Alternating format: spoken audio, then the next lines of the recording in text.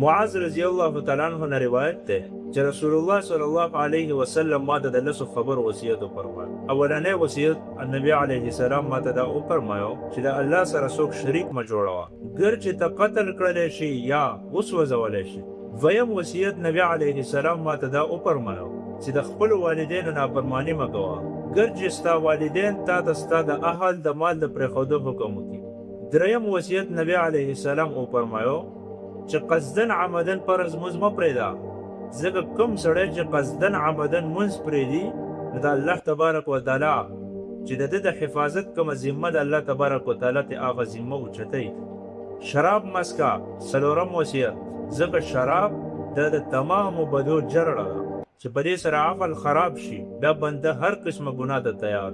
پنځم وصیت دا چې د الله تبارک وتعالی د نافرمانۍ نه او د ګناه نه ځان بچ کوه، ځکه د الله تبارک وتعالی په نافرمانۍ کولو سره الله تبارک وتعالی غصه کېږي، ناراضه کېږي. شپږم وصیت دا چې په جهاد کې د دشمنانو نه تخته مه، ګر چې تا سره کوم خلک دي هغه ټول په ټوله هلاک شي، خو میلان مه پرېږده.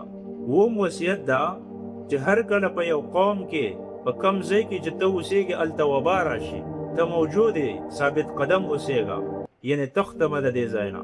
اتم وصیت دا چې په خپل اهل و عیال باندې د خپل وسعت د طاقت مطابق خرچ کوه. کم چې واجبات دي هغه په خپل ځای باندې دي، د دې نه علاوه په خپل اهل و عیال باندې د خپل طاقت د وسعت مطابق خرچ کوه. نهم وصیت نبی علیه السلام ما ته دا وفرمایو چې د ادب دپاره خپله ډنډه د دې نه مه اوچتوه، د خپل اهل و عیال نه، یعنې ظلمن هغوی د تکلیف نه رسول.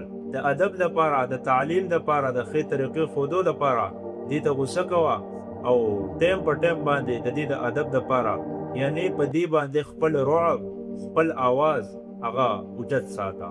د ادب دپاره خپله ډنډه د دې نه مه لر کوه، یعنې خپل رعب برقرار ساته چې ستا ماتحت دي دې ادب او تعلیم زده کړي، یعنې ښه اخلاق، ښه زندګي تېروي، ځکه د ماتحت په باره کې به تپوس کړي. لسم وصیت ده چې خپل اهل و عیال د الله په معامله کې یېروه، دې ته د ښو خبرو نصیحت کوه، د ښو خبرو تلقین ورته کوه، د دین احکامات او مسائل ورته ښایه، دې د بدو خبرو نه منع کوه. څنګه چې الله تبارک وتعالی قرآن کې فرمایي یا ایها الذین آمنوا قوا انفسکم واهلیکم نارا وقودها الناس والحجاره علیها ملائکة غلاظ شداد لا یعصون الله ما امرهم ویفعلون ما یؤمرون.